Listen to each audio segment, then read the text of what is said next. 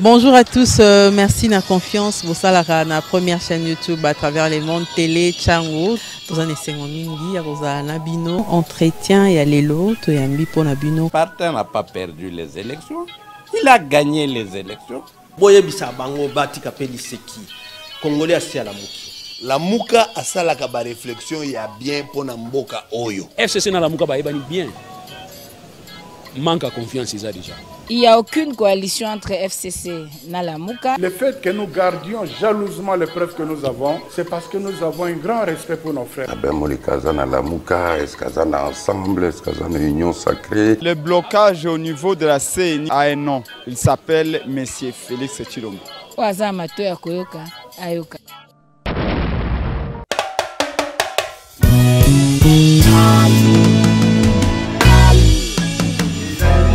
Évangélisation. La plupart des Ndeko Bazawa déjà participent à l'activité de biso ya kala. Ba signer pe liste auto signer ça na suka ba activité na biso.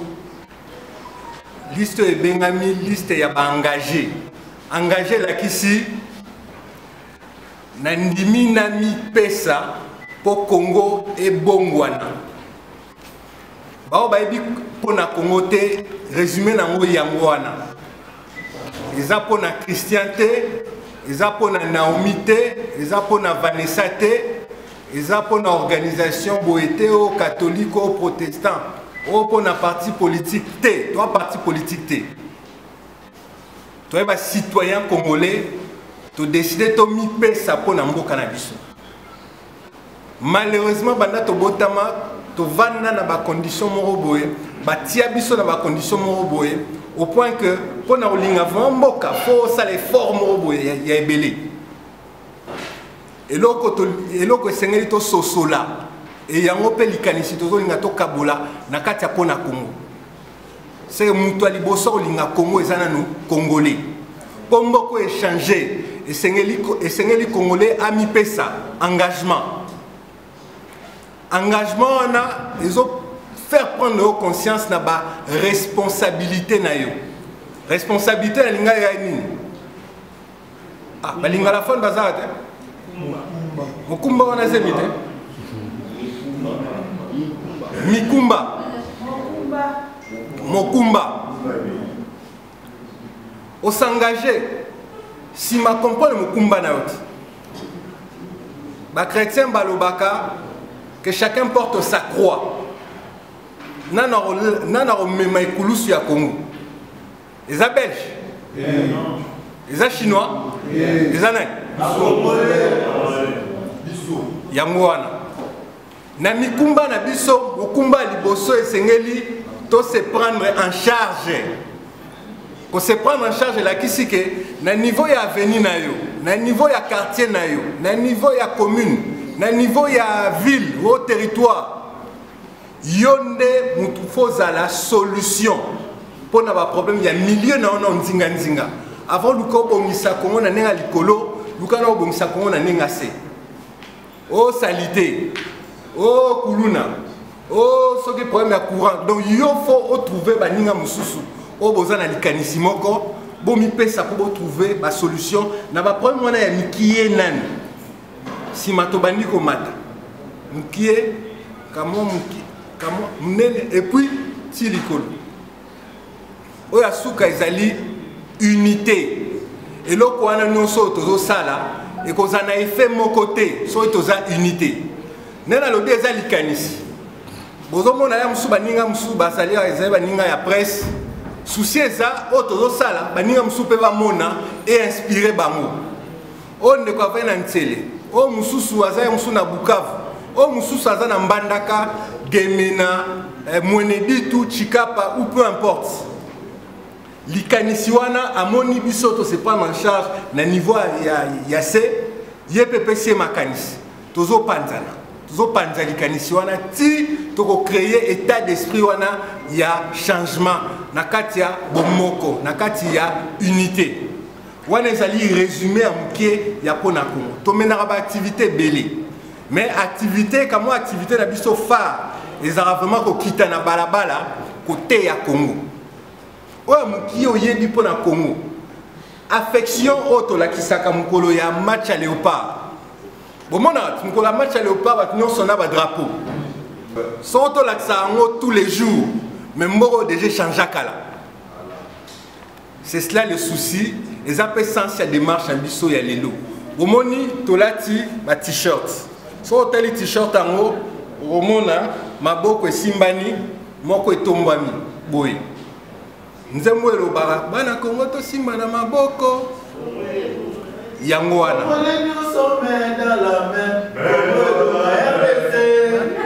Oh bon Antoinette.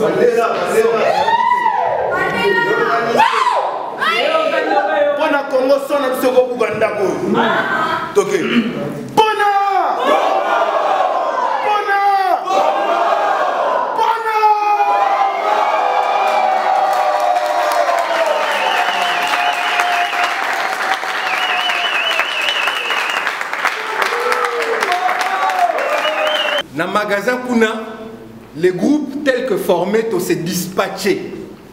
C'est des groupes de 5-5-5. Surtout que 600, on va avoir 20 groupes. Donc, ils vont aller à la évangélisation. Ah, il est beau. Tu vas malade. Comment les solomoko ya mukie to kabola. Amoni on a ba t-shirt, amoni on a nini boy. Azaka mwana curiosité. Biso toyeka côté ya Congo. Qui a déjà fait l'évangélisation ici? Tous les bébés qui ont solo évangélisation. Et ça compliqué. Et ça va transmettre l'icanissi, énergie, patriotisme aux anango pour le Congo. Et c'est d'autant mieux na signo la tioyo. Mais match te match te. Bolingo to la sera jour à match à Léopard, nous on a posé to kabolango tous les jours. Pour mboko échanger. Ba dépliant on a et ça va dépliant ils ont présenté ba 4 valeurs on a au loba. So une possibilité ça li peine de quoi ndimi. Na dépliant oyo page ya souka. Nom, prénom, adresse, numéro de téléphone, email. So une moto ndimi. To contacter de façon à ce que cercle to sali lelo et il y a le soumouné to ça na Kinshasa. On est à peu près dans 35 villes. To ça na Kinshasa, na Manzangungu, na Matadi, na Boma, na Kikwit, na Kenge, na nini na Bukavu. Na zano na niveau chef lieu ya Maindo Mizali Inongo. Inongo to ça na Mbandaka, to ça na Gemena, to ça na Lisala. Toza na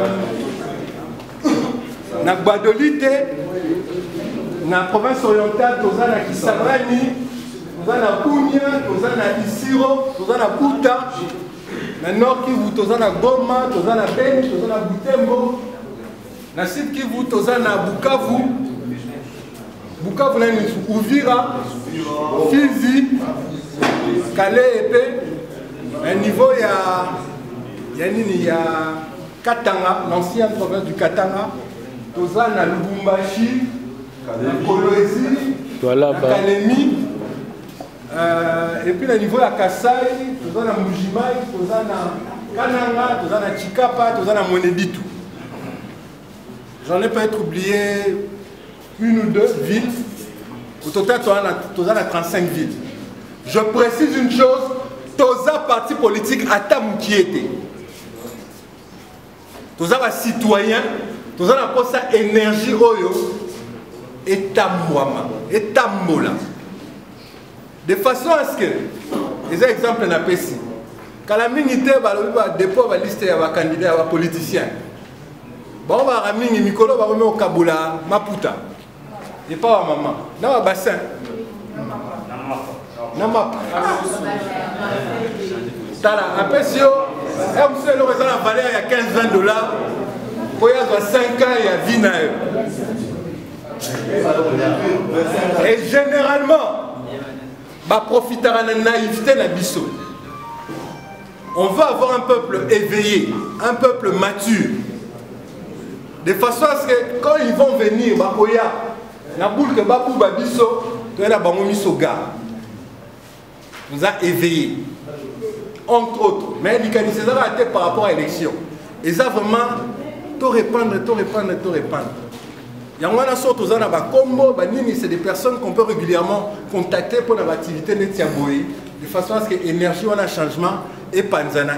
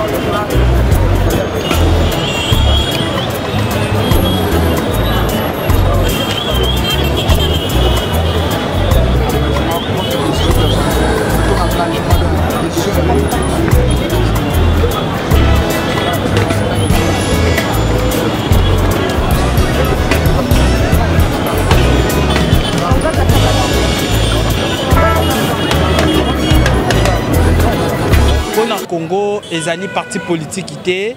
Pour le Congo, ezali réseau, ezali religion, ezali lisanga. Ya baye Congomani nyonso oyo bazana conscience pour na ko changer mboka. Lelo marche de santé na biso ezali pour na ko évangéliser Congo, pour na ko lobela Congo, pour na ko teya bandeko na biso ba congolais, pour na ko éveiller conscience na bango et que biso pe en tant que population tozali na responsabilité. Biso en tant que peuple tozali na responsabilité ya ko apporter en plus pour te mboka na biso échanger. Aussi longtemps que tozali en vie, aussi longtemps que tozali ko vivre, biso pe il faut te faire changer makam. Na ba veni na biso, na ba quartier na biso, nini o biso tozali ko sala en tant que peuple avant de condamner ba dirigeants na biso. La responsabilité est de partager, oui bien sûr, parce qu'il y a des dirigeants qui nous gouvernent et tout, mais biso en tant que peuple, il faut peut-être apporter en plus, il faut changement. Il y a le lot de côté à battre, de kolobela batu, et te Congo azana posa na biso, ndenge biso tozana posa na. Et puis biso il faut changer makam, ko changer makam ezali ete ko bongisa bisika to vandi, ko tia propriété bisika to vandi. Bisika wapi tozo boaka ba full na biso faut te ba place nini o biso to ko boaka ba full na biso.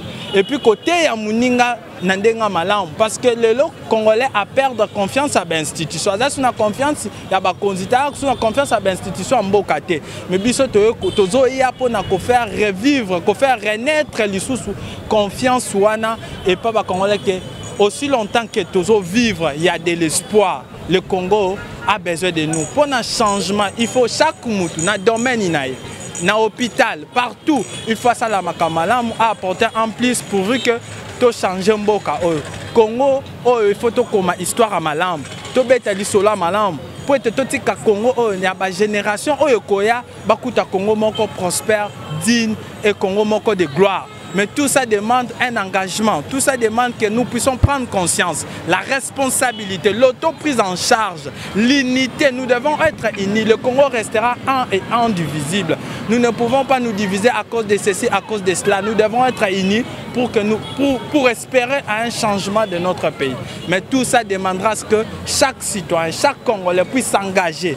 Dans n'importe quel domaine, chaque citoyen va se lancer, qu'il puisse apporter en plus, qu'il puisse hisser les couleurs de la République pour un changement. C'est tout ce que nous avons besoin et c'est ce que nous sommes venus aujourd'hui parler aux Congolais. Tout le Bélabango, mécanisme, il faut changer. De toute façon, il faut changer. Tout changer dans nos responsabilité. Nous devons faire pour que les gens soient étrangers, français, ougandais, mais ils sont congolais. Dès que changement que pas na biso ne moko pe to ko bénéficier to ko za la NSM. Yangwana message na biso zali toye nango lelo pona ko sola bande ko na biso ko partager mon ke baya ko rejoindre biso na réseau pona Congo pour être to travailler ensemble, to améliorer ba conditions de vie. Ya biso ba congolais to apporter en plus que changement est monana même na biso ba paya changement est à la paix et ça laisse un puis mboka na biso et ko atteindre un développement ça sera bénéfique pour nous.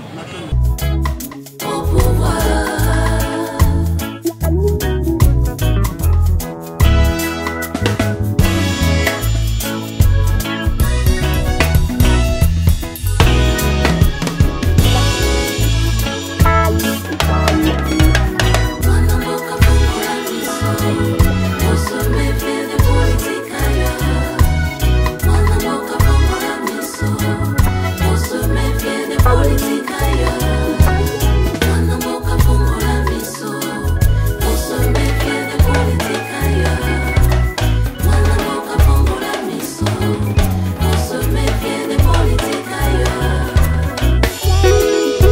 eloko intéressé ngeza kaka ndenge expliquer nga ke bozo kolamusa conscience ya congolaise. Bah, qu'on se prendre en charge, voilà. Dès lors qu'on est intéressé à s'intégrer dans l'Union.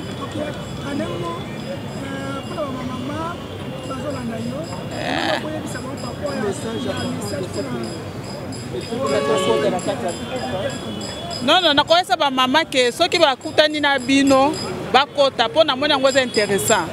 Na mona ngoza intéressant, voilà. So ka mone loko moko ezo eko baksa plus na musala na e akota ona ko loba ngwa.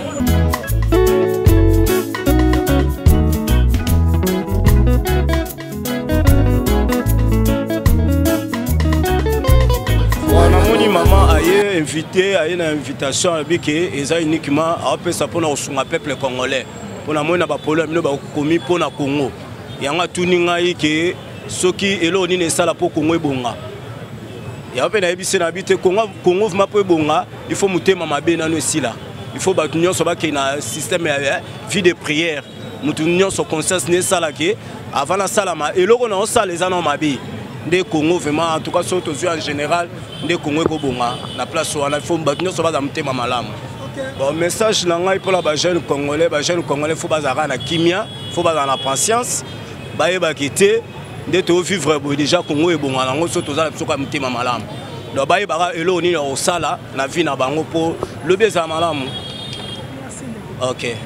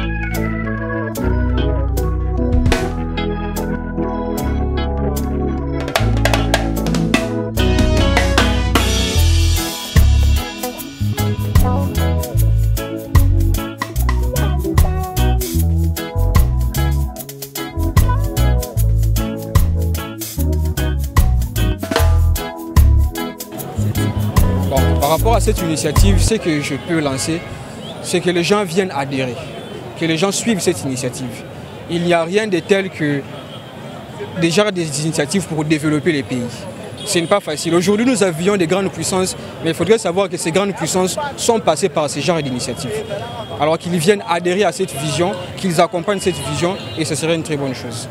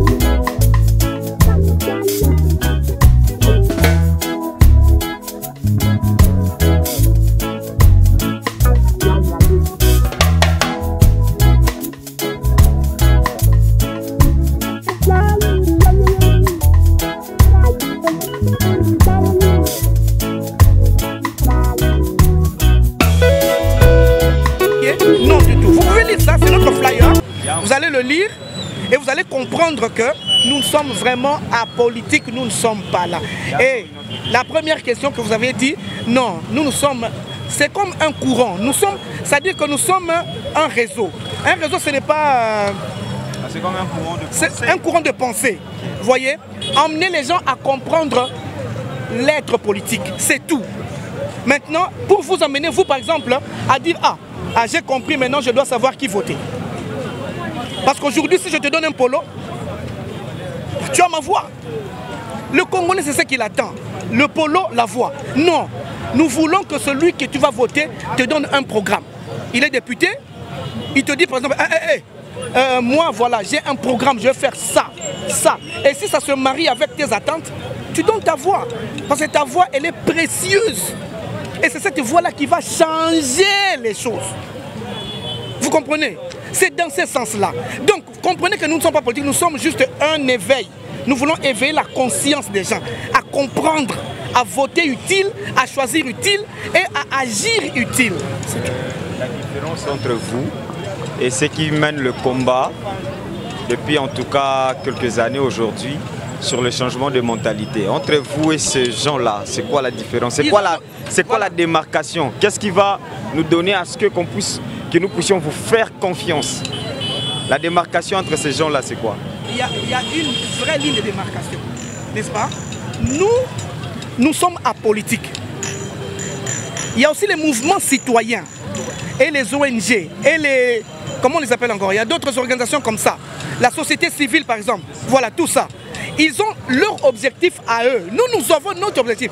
L'objectif à nous, c'est amener les jeunes à un éveil de conscience. Donc, ça n'a aucune... on n'a pas des accointances politiques, rien du tout. Ou on est attaché à un parti politique ou à une tendance, rien du tout. On n'est pas là. Nous, ce qu'on fait, c'est on réfléchit. Parce que nous sommes une structure du CEPAS. Vous connaissez le CEPAS? Voilà, nous sommes... Le CEPAS, c'est... Voilà. Le CEPAS est un partenaire même du gouvernement. C'est-à-dire, nous réfléchissons sur la situation sociale, politique, culturelle du pays et nous essayons de proposer au gouvernement nos réflexions pour que le gouvernement s'approprie nos idées afin de les appliquer sur terre. Voilà un peu ce que nous faisons. Voyez, donc, il y a une nette différence entre nous et les mouvements citoyens et, c'est pas moi, les partis politiques même, je peux dire. Non, nous sommes vraiment à part parce que nous n'avons aucune ambition, rien du tout. Nous avons souhaité changer, que le Congo change, que les gens changent leur mentalité de vivre, la façon de faire les choses.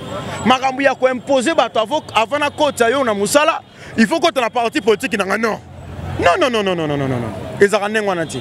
Tika mutu akota na parti politique parce que amoni que oui, parti politique oyo ba opesa ba loi bien, ba lo marambo esengeli, po sunga mboka na biso, po na avancement mboka na kota. Et non pas yo ye na musala, oza soki DG, yo moko makangu na yo, aza na matricule, yo moko engagé batu, yo moko ozo obligé batu ba kota, soki muta boko kota na parti politique na olongoli musala. Il y a eu un problème na Conakry. Batu balongwe boni, batu badalaki déjà engagé. Mais mutu aye wana na Conakry. Alongoli batu nyonso yenda mtikali. Est-ce que mo ngo emata bongo? Poyo ozande kwa nani nde kwa mokonzentel. Otanga no kasa malonga te. Bazo peso poste moko boyo ozo mériter nango te. Mais parce que ozande kwa kingani. Parce que ozam mutu nani. Parce que moi nande kwa nani boy bazu batio na musala mais musala bazo tia so otangela ngoto sango nde moko ngo ko avancer boy mutu muso so musala l'état ayeba ta ko koma kombo batute. En fait na Tali isa vision on va commis écrit une histoire de gloire et de dignité pour le Congo. Isa makambo ezotali sa mboka o ezolobela mboka. En tant que moi, j'ai l'obligation de parler. Il y a par rapport à et il y a un approché. Moi quelques questions, na répondre à Sengeli.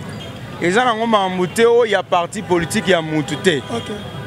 Et il y a mboka. Il y a l'isanga. C'est-à-dire tu te sens congolais, tu te sens concerné en ce qui se passe. Na mabele na yo. oza makambo etali mboka na oyebisa bandeko bazali musika bandeko bazolananga bakopusana bapesa pe baide na bango nini ekosalaka mpona mboka emata. Comment créer les entreprises pour le jeune? Comment créer les métiers? Lolenge nini ya kokela misala, lolenge nini ya kokela ba hôpital ya malamu, lolenge nini ya kokela ba evandelo ya malonga pona ba soda, lolenge nini ya kokela makambo maso ya malonga pona mboka oyo.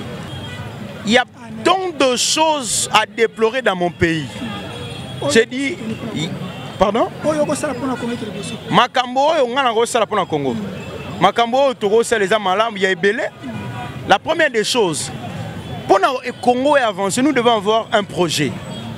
Et en commençant par un projet, il faut un mouton financier. Mouton dans la société en transport. Mouton dans la société qui est en Bassani à Mbele. Mouton dans la société qui est en Bakopo. Bakopo ya mboka batie ba logo ya mboka. Mouton dans la idée à lobby, il faut dans la société à transport. Mais tu peux avoir les projets. Ceux qui financent ces athées, tous les amalongate, projet au salangote. Moi j'ai des projets. Toko sala ba transport, toko kinena bamboka ko sala bilanga agriculture, kokota na bilanga, ko sala elanga, kolona biloko, kolona mwa biloko, kolona mwa ndunda, mwa tomate. Pona nini? Ko récolter yango nde kosala mboka nkita ya Congo sa nini emata. Merci. Aujourd'hui c'est une activité parmi tant d'autres que nous organisons et aujourd'hui particulièrement c'est une campagne d'évangélisation sur les Congo. C'est-à-dire que nous sommes inspirés de ce que les chrétiens, les églises font.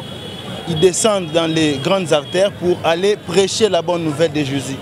Et nous, notre rôle, c'est de prêcher la bonne nouvelle du Congo. C'est-à-dire que les pasteurs, les évangélistes du monde chrétien vont faire de tous les mondes les croyants de Jésus. Mais nous allons faire des Congolais, de tous les Congolais, des citoyens consciencieux et responsables de leur rôle. Et aujourd'hui, nous sommes en train de sensibiliser sur l'auto-prise en charge communautaire. Je crois que vous pouvez le constater, les Congolais, nos chers copropriétaires sont très réceptifs. Ils sont en train vraiment de nous accompagner et ils sont en train de participer. Il y a déjà des amis que nous avons rencontrés ici qui n'étaient pas au départ pour le Congo, mais qui sont devenus pour le Congo ici et eux aussi sont en train de sensibiliser à leur tour. Donc, ça dit que le message est très bien accepté, très bien reçu auprès de la population. Et voilà, nous sommes très contents.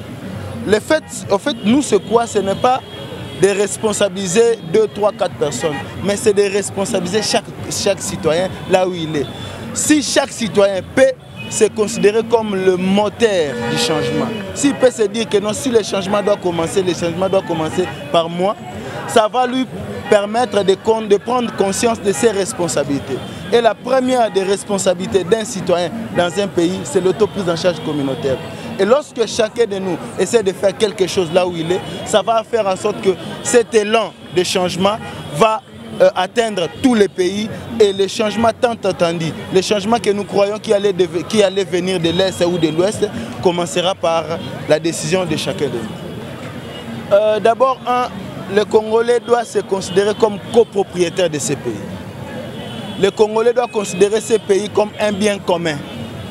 Le Congolais doit considérer que lui, en tant que citoyen, il peut aussi participer dans la gestion de ces pays. Nous avons déjà vécu 3 cycles électoraux et aujourd'hui, nous allons dans le 4e cycle. C'est-à-dire que nous avons une certaine maturité.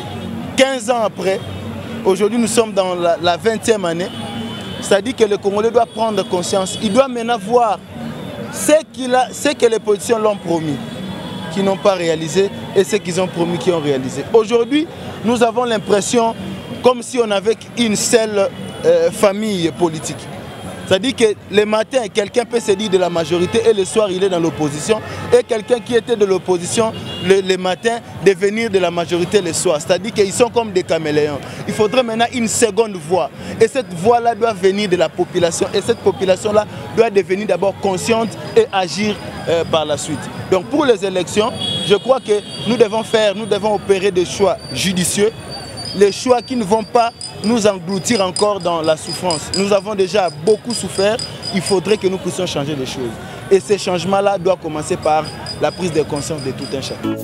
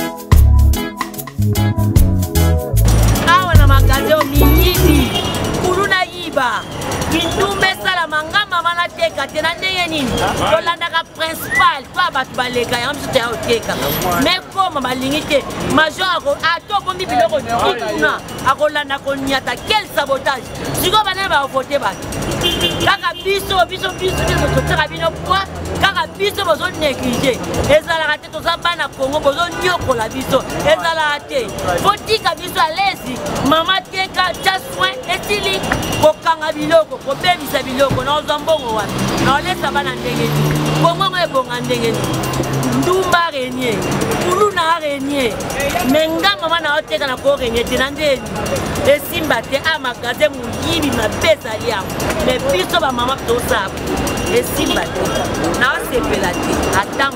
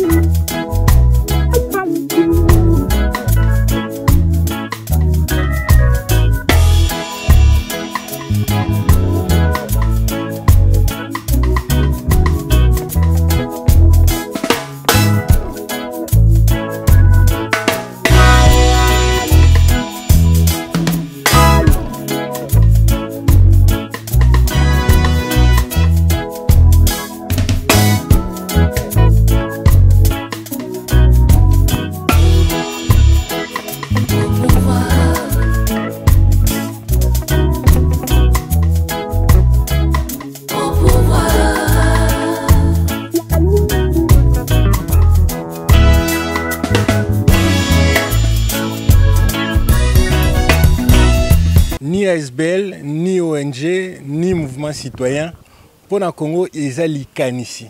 L'ikanisi, ba bénévole, d'être biso tozui, pour le Okabola, l'ikanisi, il y a engagement, il y a patriotisme, il y a bolingo, il y a mboka. Tout le monde était, c'est qu'à moi, tout s'organiser, tout inclure bandeko, il y a kili pour pouvoir répandre énergie, il y a changement. Tous en a 4 valeurs. Ou à Liboso, et c'est de comprendre pourquoi et comment le Congo va changer. Le Congo va changer parce que chaque Congolais s'implique. Comme il paie ça. Pour ceux qui ont paie ici, mboka na onde ekozwa lobby ko ndenge balobaka epa ba katoliko. Yami baleza mokumba na biso responsabilité na biso ezana no biso ba congolais to comprendre ngo. Congolais sengeli amema ekulusu ya Congo. Ezate chinois, ezate américain, ezate belge, muto mema ekulusu ya Congo. Eza congolais moko na moko oya comprendre pourquoi le Congolais est à la fois les problèmes et aussi et surtout solutions. Et il y a no mboka à Congo, ezali nanu Congolais yemoko. Yango wana nde mboka eko changer. Wa misato eza auto-prise en charge, comme l'un de Mokumba et Sengé Tolata. Wa suka eza nyonso wana ekomema énergie à changement kaka na bomoko. Congolais pour mboko échanger et Sengé tozala bomoko. Ba valeur wana nyonso na zaï koloba, eza en réalité biloko eza amité manabiso. Mais essengeli to identifier bande comme so bazo kanisa loko la biso pe to ça les longo de façon à ce que citoyennement, sans être un parti politique, sans être une association quelconque, to même énergie wana y a changement et de façon totalement désintéressée. Pour baï politique au bazo kena ba élection, parfois ils viennent avec des beaux discours de façon extrêmement intéressée. Pour bazo espérer ba voix. Na ndenge na biso to ko postuler na poste mo côté, to ko landa soki mbongo te soki ndenge balobaka ba benga o sunini. Kanyaka.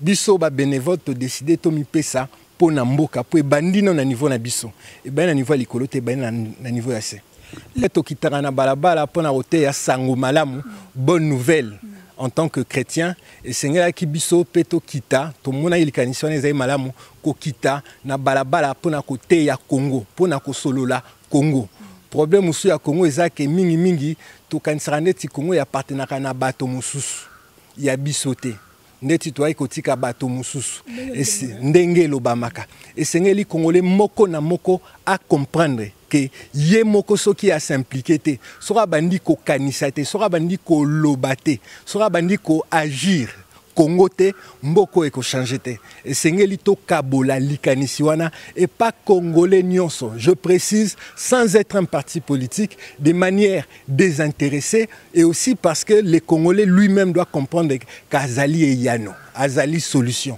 pour mboka nae. C'est période électorale oh tolingi mboko eko changer soki bo presque le même discours mais bazo zela retour biso to zela retour moko ata mukiete ata mukiete to côté na même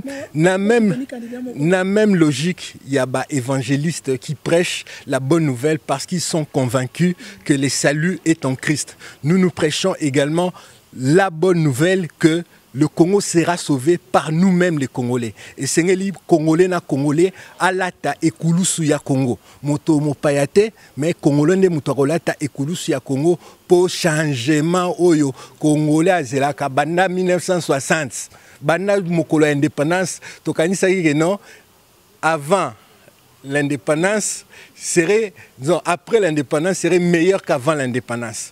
Au résultat, c'est pire qu'avant l'indépendance. Liberté 63 ans lobi malamu. Liberté wana oyo ba prometaki biso. Lipanda wana o ba prometaki biso. Et sengeli to acquérir non seulement politiquement mais économiquement et sur tous les plans. Mais wana esengeli bandana bongo. Yang wana likaniso tozo kabola et pas bande konyos. De façon désintéressée, je précise puisque nous ne sommes pas un parti politique. Message ezamoko. Na uti kolobango pea. Moto il faut la tamokumba ya Congo eza congolais de façon individuelle. Kokanisate papa député, papa honorable pour aller na ba promesse parce qu'azo c'est la retour. Yende akosale la yo te esengeli yomoko omi pesa et bandi na yomoko individuellement. Message nanga eza pona ko interpeller congolais individuellement. Fongola bongo koma misoga pour Congo bonga kozela te papa ya auto mama ya honorable ya aloba zwa kamwa soki liputa zwa kamwa bassin mapa zwa kamwa eloko boye kasi na mokolo ya vote le 20 décembre kobosa na ngai te bongo te wana zoluka en réalité intérêt ya ye na bana ya libota nae. Donc congolais mitala yomoko lata ekulusu ya Congo nyonso wana na bomoko mutambu tusoka lata ekulusu ya Congo toko réussir à créer force et énergie nécessaires pour le changement au tozo benga de nos voeux banda 1960 pepo na Congo pour l'instant toza pratiquement na ba ville nyonso ya Congo likanisi na lobby eza e soukate souffle wana e bandate souka quelque part et continuer to répandre ango même bino bato ba memara basango bo comme boza na capacité wana ya ko kabola basango bo kabolango e kende bisika e kende na bazamba e kende bisika ba mai ezali e kende partout congolais nyonso ayoka a comprendre que mokumba ya Congo esengeli congolais ye moko alata politicien te, honorable te, mais yomoko sosola olata. Contact bino, ni wako rejoindre bino, ni wako contacter bino par rapport à Isanga na bino. So ke na Facebook, obeti po na Congo RDC, okozwa ba contact na biso nyonso. To na ba réseau mususu, na ba Twitter, to na ba TikTok, na ba réseaux sociaux en tout cas on est présent. So retenez biso message, okozwa ba contact na biso. Merci. Merci.